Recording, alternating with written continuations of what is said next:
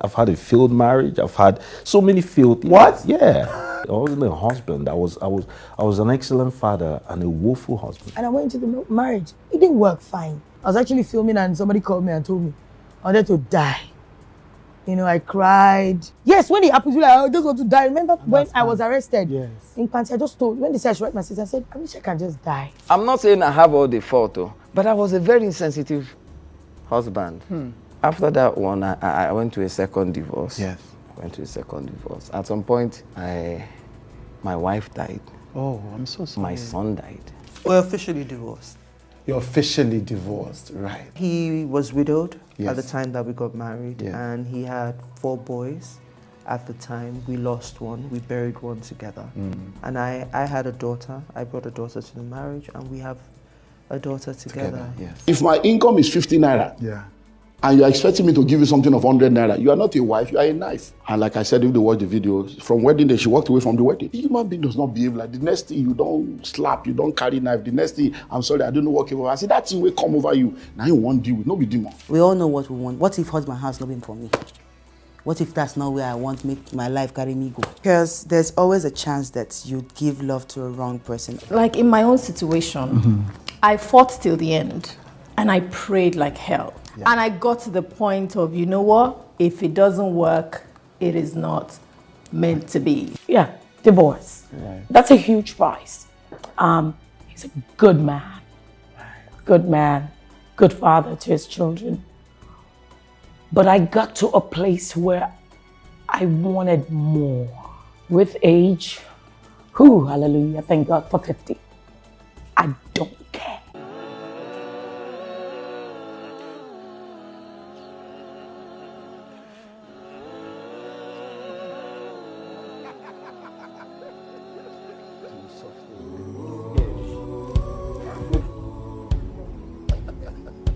Come for me.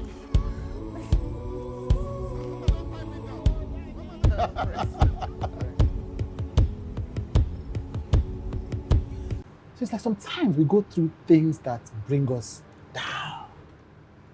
First, and we're talking about the first marriage, you know, Yes. where everybody knew Yes, about it was a big party. It was a big party. Then at the church, or I don't know. There was a big party at the Right, reception. Right, the reception. And so that happens. And then, of course, as usual, some people are just talking.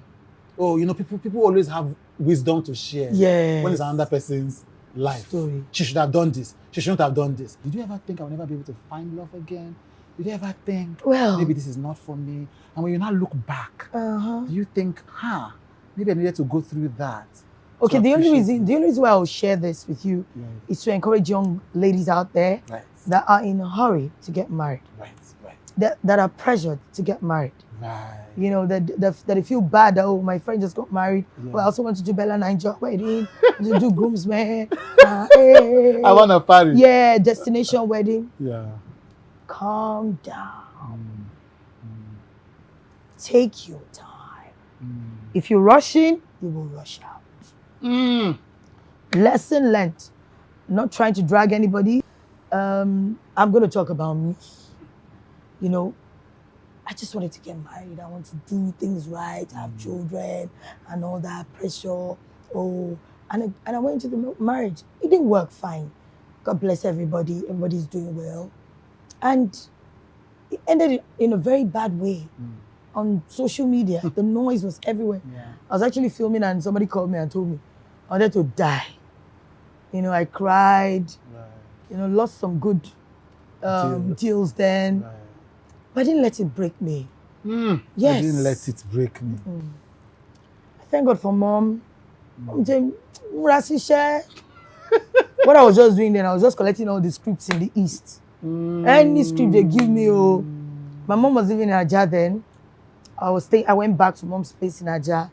And I wake up as early as 4 a.m., 3:30 to have my bath, get ready. I'll have packed my bag the day before. Then 4 today, I'm out to the airport.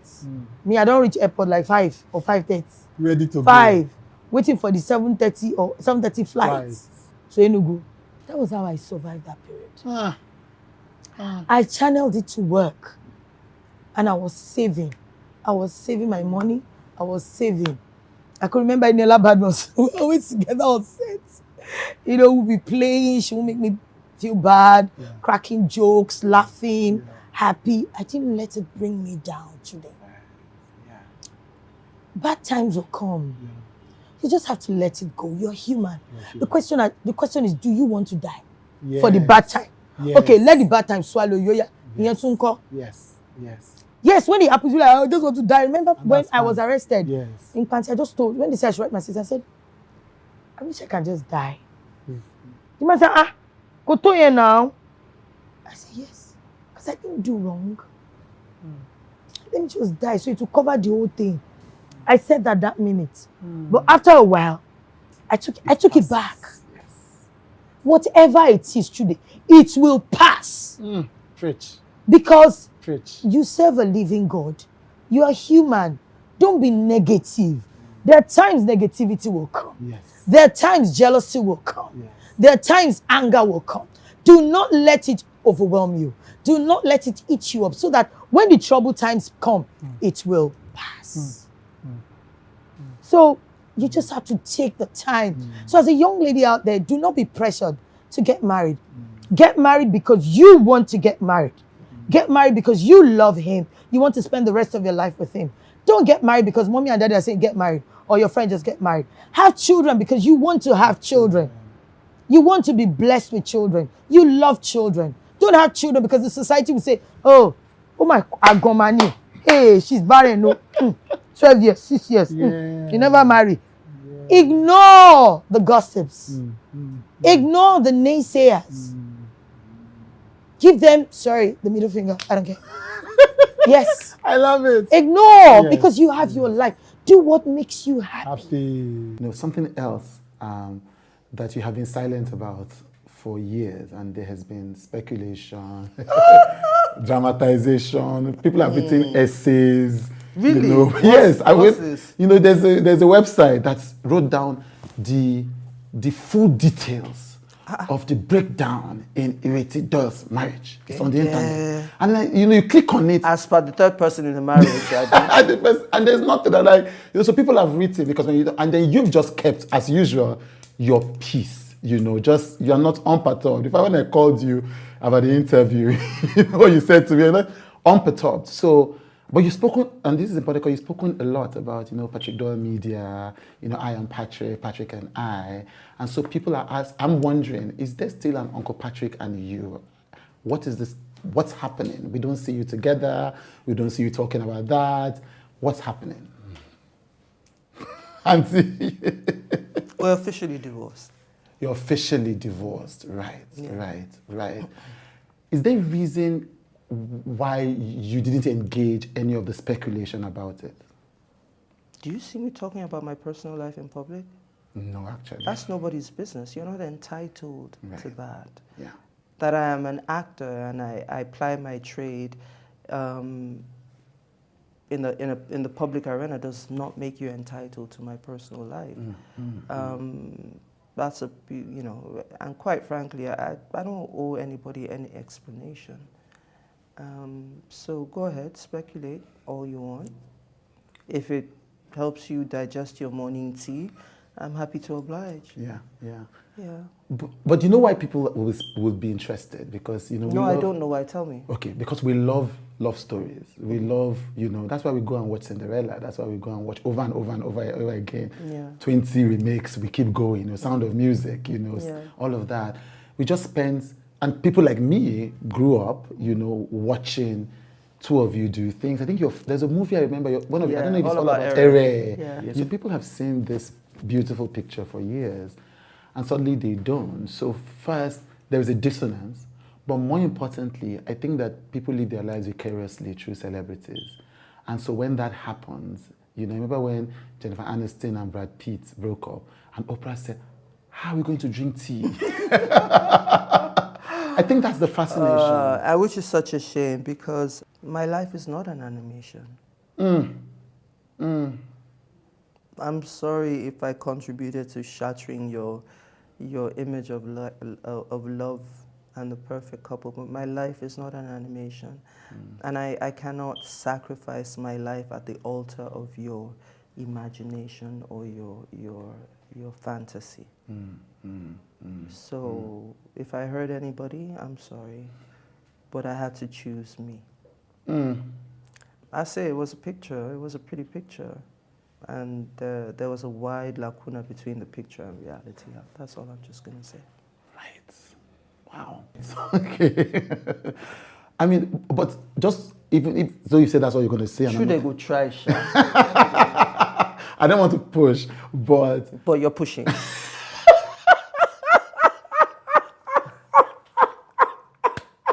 because it's kind of my job to just Try. Let it not be for lack of trying. It's not for lack of trying. But so you had to choose yourself. But was that for you a painful decision, or It was a difficult one. Yeah. It was a difficult decision. I mean, we're Nigerians, we're Africans. We're Nigerians. Let me speak for the society I live in and understand. You don't approach divorce easily. You know, it's not a decision that you take casually. More so when your relationship is very public. It's not so much that we lived our lives out in the public per se, but we were pretty well known within our industry, in the Nigerian society and everything. In spite of everything that has happened, I still have respect for the person. I might not like them very much, but I still have respect for the person, the years that were spent there, and the child that was born, their children involved, who are young adults in their own right, who have had some of their illusions shattered. And I'm not going to go a step further by shattering them some more, by being careless with my words because a partner upset me or did not meet my expectations, or I feel I was taken advantage of. So that's all. So thank you for sharing that with me. But I wonder for people who were wondering what you mean by a blended family. I mean, they were...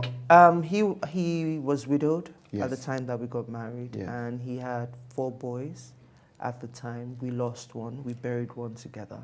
And I had a daughter. I brought a daughter to the marriage, and we have a daughter together. Yes. Yeah. That must be... It was hectic. It must have been, yes. But in fairness to the man, I strongly believe, yes, people tend to take, you can be taken advantage of, you can be this, you can be that, and there's some situations that are way beyond your control. But when you're an adult and it's not a life and death situation, you are ultimately, you can only do to me what I allow you to do. When it's not like you have a gun to my head. Even manipulation, there comes to a point where you know you're being manipulated. And I take full responsibility for my bits in it. But what I did want to say was that, you know, I mentioned, you were asking me how a certain experience made me feel, and I told you how it colored my thoughts and, you know, and how that affected my decision making for several years. The truth of the matter is I had no business being married at that time, period. I mean, I know this is not a shade on anybody. Most people go with what they see first. They're supposed to see you and think you are flashy, even though there is no flash. You know, I'm sure you've That's my seen biggest asset. Right. Yeah, the perception. Yes, you have to give a warped perception in order to move freely in certain world. Okay, if there are too much eyes, remember when there was too much eye, too much scrutiny, every step measured, and they wait for the outcome. And when I fail, I'll be punished extensively for it. I failed so many times, it's ridiculous, but nobody sees it because you don't understand my pattern. You don't live in my world anymore. Okay, I've had a failed marriage. I've had so many failed. What? Yeah. But you know, it would be malpractice of me. You gave me an exclusive. If I just move on like that, you know, because we were just talking and you mentioned I've had 2 failed marriages, you know, 3 kids. We didn't know. We didn't know. You know, I didn't know you had even been married. I only know your son. How did you first? Obviously, what happened with those marriages? Did you learn anything from those marriages? What caused them to fail, and what did you learn from that? I caused them to fail. Oh wow. Yeah, I'm not the one that will sit down here and berate anybody for my mistakes. The first thing they say to boss up own up. Yeah, I was no. There's a part of me that would take the easy route out. Every time I did something mediocre in my life, I always did it when I was emotional, because I'm extremely proficient in being deliberate and being strategic about everything I do. So every time I failed, it was because I got emotional, and then I became mediocre. Then I appealed to the smaller man in me, the superficial part, and the part that wasn't emotionally intelligent. When I lost my mom, I couldn't find my feet for years. There's a lifestyle there, there's an understanding, there's a spirituality, there's a connection that I lost. Just when I was getting over it, my woman was pregnant with my first son. Oh, wow. Then I had quiet space. There was nobody around me. There was nobody to take care of anymore, because that was my excuse. That was my medium to healing. And then there was nothing all of a sudden, and the grief hit me.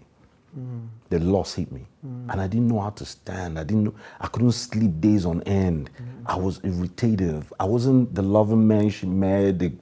I'm the goofball, man. Forget the perception out there. I am the prankster of the family. I'm the guy that starts a laugh in the most serious issue. They don't invite me for family meetings because I'll start with a joke.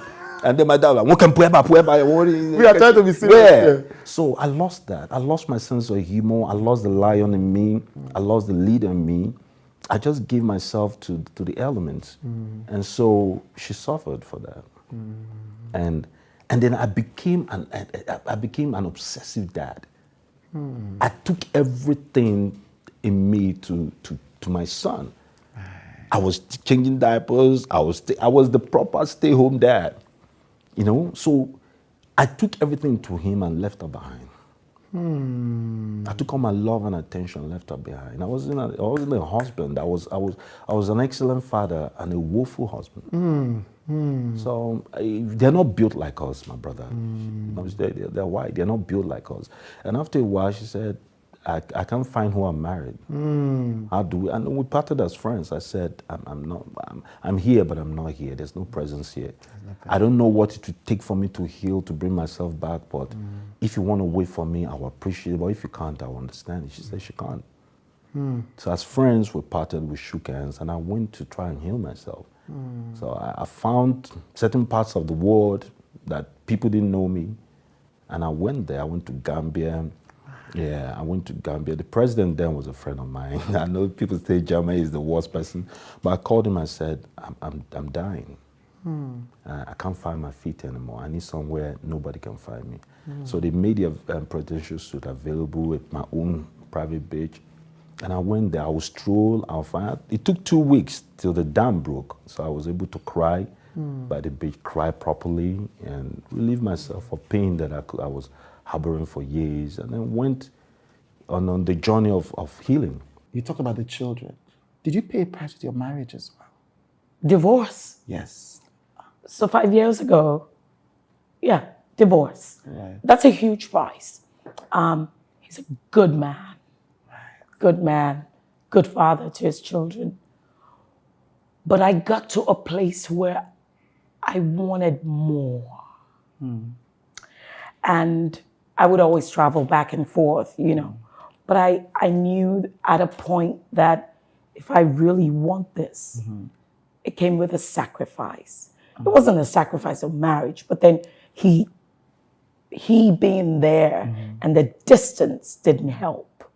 You see, when they tell young, I mean, we weren't young, but when they tell young couples, don't be apart in your marriage. Long distance relationship just is strained. How much more someone who's been together for over 15 years as of that time. It was still difficult. But then I knew that I want this. If I go back and leave this, it would be too much of a sacrifice. And I would go to him empty. Empty. I wouldn't be myself. And at some point I would resent him. So I had to make that choice. And what I wanted, I had to focus on what I wanted. And thank God, grace did it. Grace did it. Yeah. Yeah. Did you judge yourself? Oh, yes. Oh, yes. Look at you. You've become one of the statistics. Yes. You've become one of the statistics of women who get into the industry, and now I would say I thank God that I did it, that God did it for me this way. Right. Not when I was younger, this came in my life, and then I think this way was a better way. Was better for me because I built a marriage, a life, and then had the children, and then progressed into this. So it's I had a better footing. Yes. Judge myself. Boy, did I judge myself. But then I had to let go of that. What?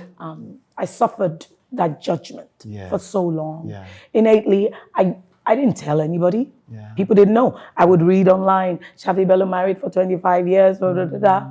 You're right. But because I'm very private, I don't correct anybody. I don't say it to anybody. So there's the judgment of self, but what about the judgment of others? Was there that? I'm sure there was.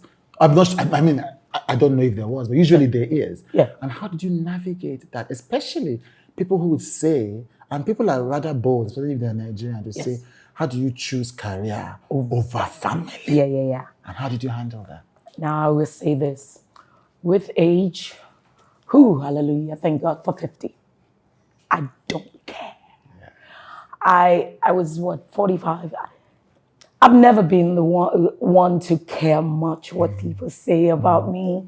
It's more about what my children, my family, and the closest relatives that I have, what they think. Right. Now, outside of that, it really didn't matter. Yeah. But with them, even with them, because I have such a close-knit family. Right. And for them, it's, hey, are you sure about this? Yeah. Are you sure this is what you want to do? Yeah. And when they knew that they could see the light in my eyes. They could see the light in your eyes. I didn't have to explain it much to my family. I didn't have to explain it much to my pastor. He saw me and, Shaffy, you're there. You're in your moment. And people could see that. Those who love me enough could see that, there's a light in this girl's eyes. And so I didn't have to explain much. If you care about me enough and you're in my space, you would know that something happened. The light has come. You say you've dealt with pain. What do you mean by that? What kind of pain have you dealt with? Everybody has dealt with pain now. The music for me, apart from helping me show my gift to the world, has helped me go through divorces and painful losses, losing money. I've had, in fact, sometimes part of what leads to the divorce is that you've not been a sensitive husband. Yes, you said so. You've not been this, so there's a divorce, and man, no divorce. Believe you me, I've seen marriage from both sides. No divorce is sweet. It takes something out of you, you know. Right. So it saw me through that. The soundtrack or the songs I do help me connect with and they help me survive and help me process the pain. Yeah. So and I'm paid for it again. So it's double decker. No, it's double decker. But you mentioned that, and you said that in an interview that because of the work rate and the intensity, that's what led to at least the first divorce that you dealt with. Oh yeah, that was the most pain. The first cut is always my first divorce was I have my own share. When most people, when they talk about their problems or in a marriage or in a relationship, they are quick to x-ray the other person's own fault. But I think, I'm not saying I have all the fault, but I was a very insensitive husband. No, I was very insensitive. No, I blame myself that one. How do you mean? What does insensitive mean? I won't care now. And sometimes my wife will do her hair. I say, I'm going to the studio, come, and that's not nice now. Yeah. How about there? I won't know, because there was a time I was doing all the job, and people would call me from London and pay my ticket, and I'll go and do the music, and it was nice. Yeah. And you're thinking to yourself, but I'm providing for the family, but so I'm you giving take care of that you one. money. And you see, sometimes the first rule of love is presence. Yes. Yes. You understand? Yes. You can give all the money, Yes. but the first rule of love Is present. is presence. It wasn't about the money. At some point, you give her the money. When you come back, it's there. there. So you have to be present. I was present for the music that I love. Because I was going from studio to studio to studio to studio to studio. And at night, you say, I say, I'm working here. Sam is calling me here. And you see producers, and to be prolific means you're doing it a lot. Yeah, of course. And to be a professional means you're doing it well. Well. So a lot and well. Those are two A pressures. lot and well, because they are paying you well. Yes. So that when I look back at that, I say, that is everything comes at a cost. The economists call it an opportunity cost. So on that first marriage, I was very, very sensitive. If I was more mature, of course I married early. If I was wondering, why wasn't she seeing, what I was seeing and all the work I was doing? But no. Yeah. I failed on that score. Right. I failed on that score. So when I write songs about pain, betrayed love, heartbreak, I always go back there.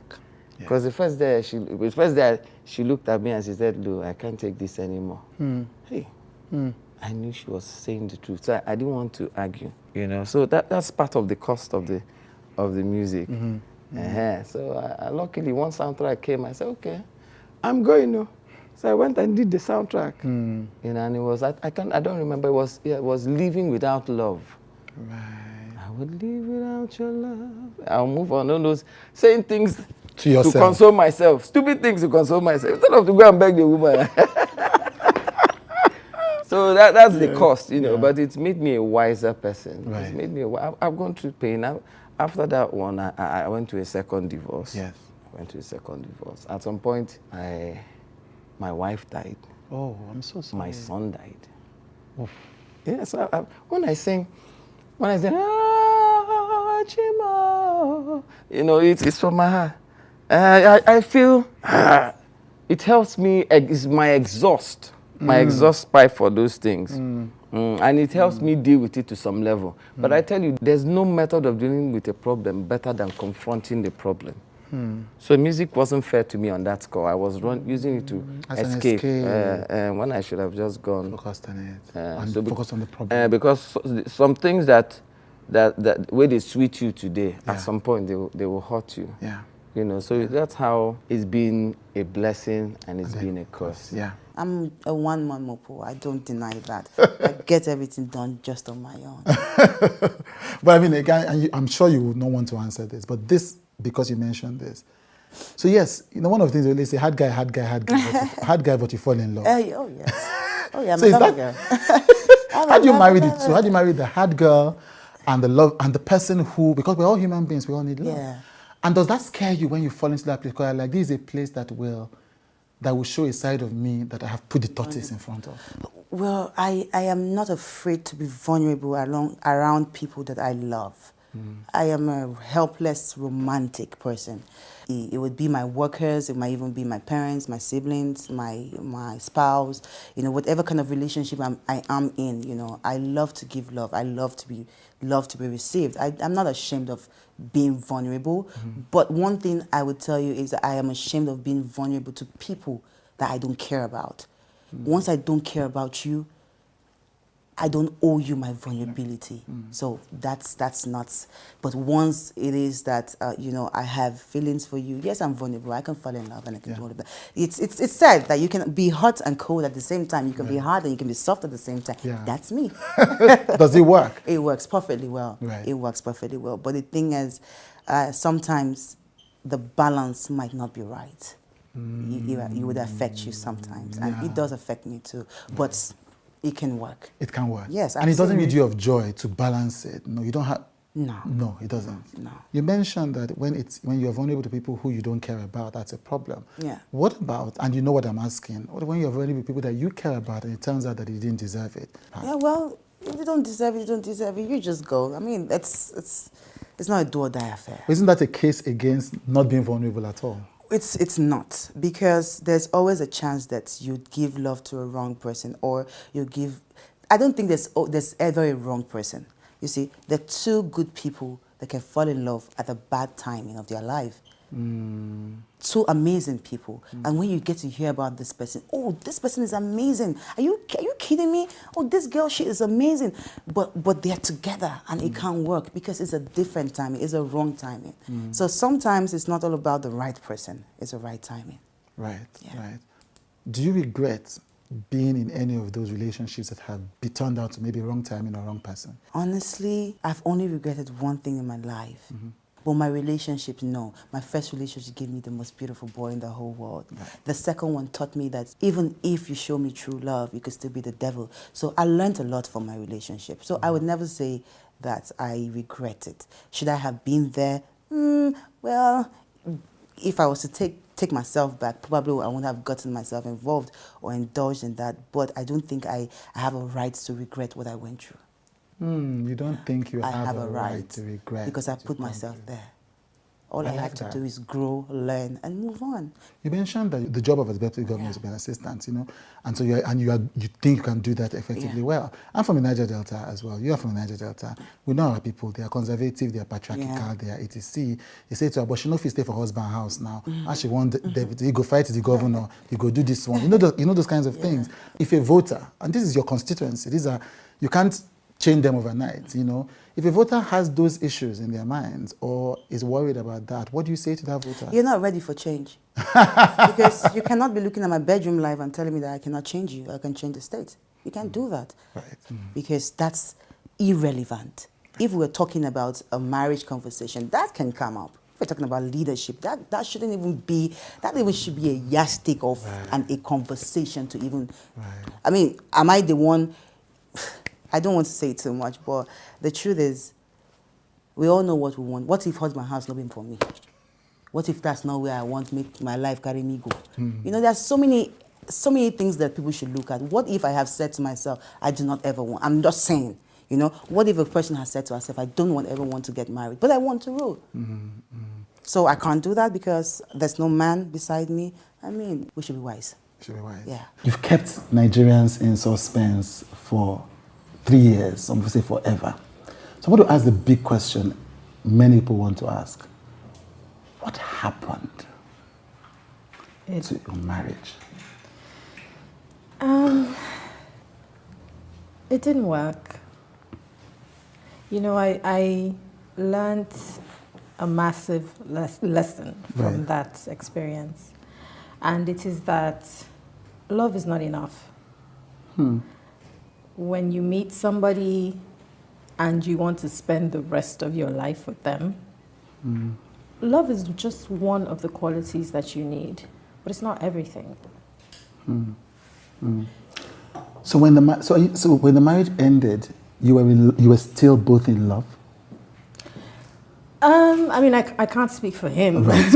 Obviously, yeah. Yeah, you know, but for me, I mean, it's done. Yeah. The only regard that I would have for him right now is that he's the father of my son. Right. And of course, the past experiences, because like I said to you before, I don't regret anything. Yeah. Everything that happens for me was for a reason. Right. So I hold on to those moments, absolutely. It sounds like if you had a choice, you would rather not. Why would I? Imagine if I were in the marriage and it's ended and I moved on. Why would I hold on to anything? Right. It's just like It's just holding on logical. to your ex. Yeah. Right. Some people would, but I wouldn't. Yeah. Did you end it? And you don't have to answer if you're not comfortable with that. You see, the thing is, everyone thinks that, you know that saying of what God puts together, let no man put asunder. Yes. Most people just have the general idea that once a marriage doesn't work, it's a bad thing. Yes. You just think once divorce, what happened? Wow, now. Yeah. Oh, so sad. Such a pretty girl. I thought she was doing so good. Oh, the devil has come. You know, they just immediately think it's a bad thing. Yes. But no, I've seen that not every marriage was ordained by God. Did God come down to say, you marry him, you marry her. You know, we made our decisions based on what we thought was right, but maybe not. You know? So divorce isn't necessarily a bad thing. It's just, but like in my own situation, I fought till the end. So that, and I prayed like hell. When you say you fought, just for people I are clear, you fought yeah, for I the mean, I marriage. fought, personally. Right. I was strong for as long as I could be strong. Right. And I prayed like never before. Right. When the wave started to hit, and I knew that I'm in turbulent times in my marriage. Right. I Okay, within the marriage. within the marriage. Right. I prepared myself for the worst. So when it came, I was 100% sure that I'll be okay. Because I know who I am. I'm sorry. Was this the lowest point in your life so far?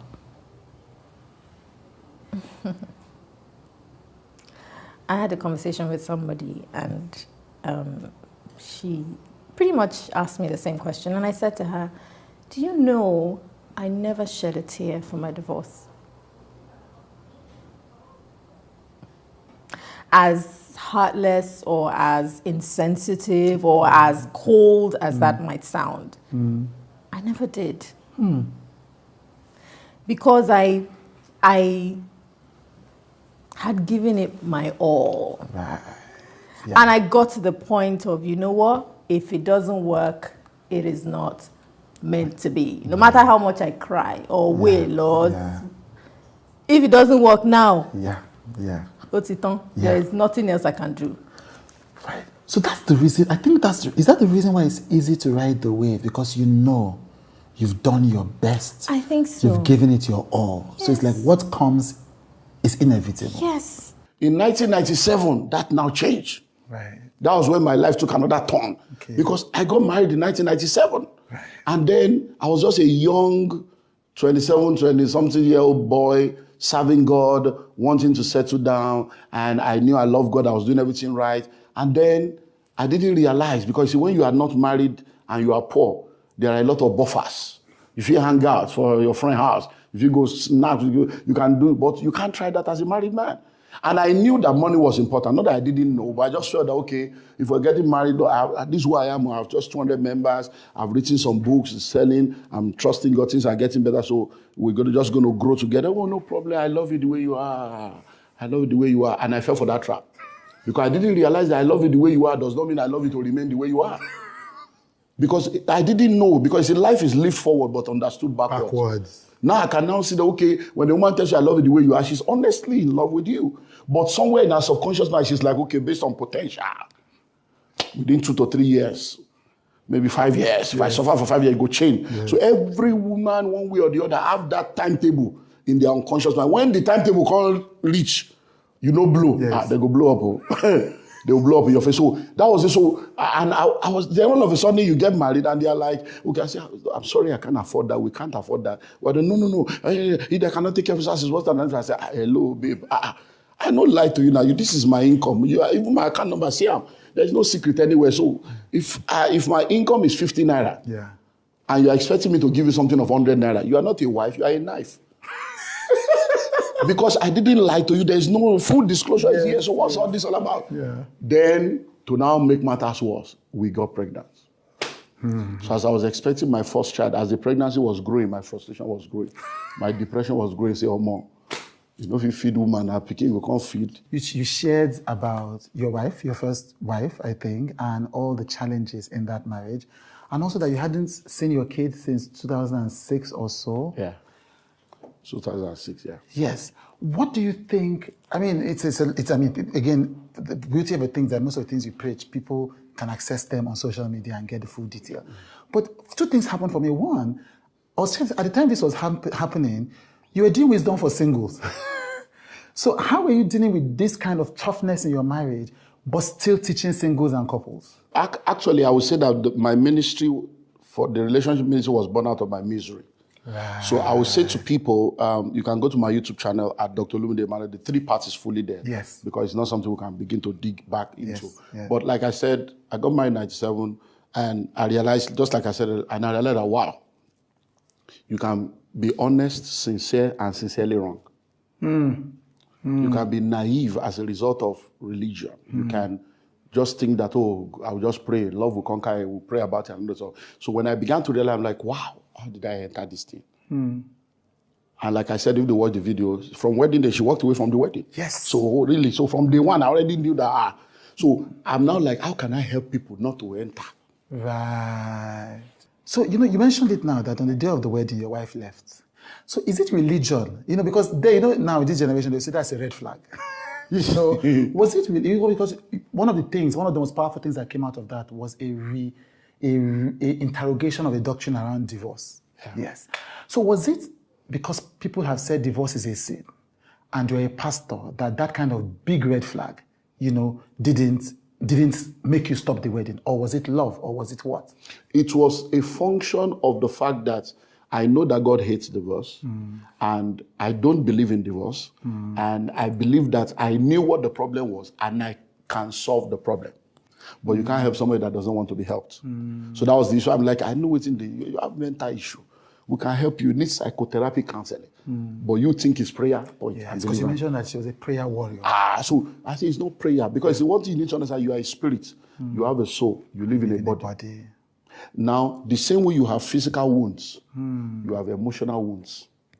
And now physical wounds are visible. You can treat them with Dettol, with antiseptic and all this, and take drugs, and over a time it will heal. But emotional wound also needs treatment. But the treatment for emotional wound is not prayer and fasting. Do you understand now? It's therapy.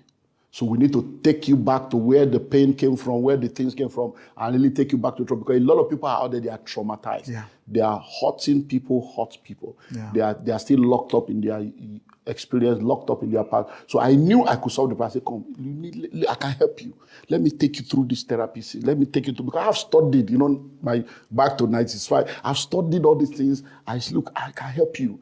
You need help. No, don't tell me that. I don't have any problem. I say, you have a problem. This is not normal. This is not a normal behavior. A human being does not behave like the next thing. You don't slap. You don't carry knife. The next thing, I'm sorry, I don't know what came over. I say, that thing will come over you. Now you won't deal with. No be demon.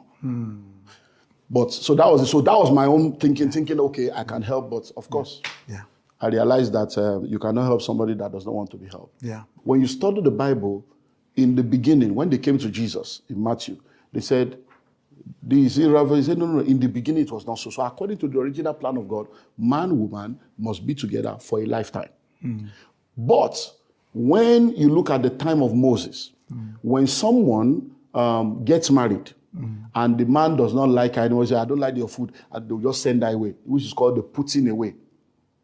So when they now came to Jesus, he said, listen, Moses, because of the hardness of your heart, said that you should give a woman that you don't love a bill of divorcement. Yeah. But in the beginning, it was not so. So that means that he's saying, look, instead of abusing this woman or abusing this person and messing up their life, give them a certificate of let them go so that they can remarry and move on with their life. So, but in the beginning, it was not so, but if you let them go. He now said, but anyone that puts her away, except for adultery. Now, people now mistake the putting away. Putting her away is separation. You separate her without giving her bill of divorcement. He that now put her away, you now go and marry, is adultery. That means if you put a woman away, you have not divorced her, you have not given her the document for her to be free. You now went to remarry. You have 2 wives. Do you understand? That's what he's saying. So he now brings out things that can make you to. So those are all the things we're trying to help people to understand. Because see, in life, there are what we call the interplay of law. There's the law of life. There's the law of redemption. There's the law of marriage. Now, in this law, the law of life is superior. Because anything that will affect your life, you will even be alive to marry or be alive to serve God. So when marriage wants to affect life, you separate so that you will be alive to come back and deal with the marital problem instead of staying in there and dying. So we're just trying to help people understand all this so that not that, because the topic was, is divorce a sin? Yeah. It's not a sin. Yeah. It's not the ideal, but it's not a sin. So if you find yourself in it, life happens, you move on. But that should not be a license for you to now become as if everybody should know. Because today now we have a lot of people that are not they are not ready to pay any price. Everyone's out of here. I can take this. I'm like, no. If you want to survive in this world, you will take things.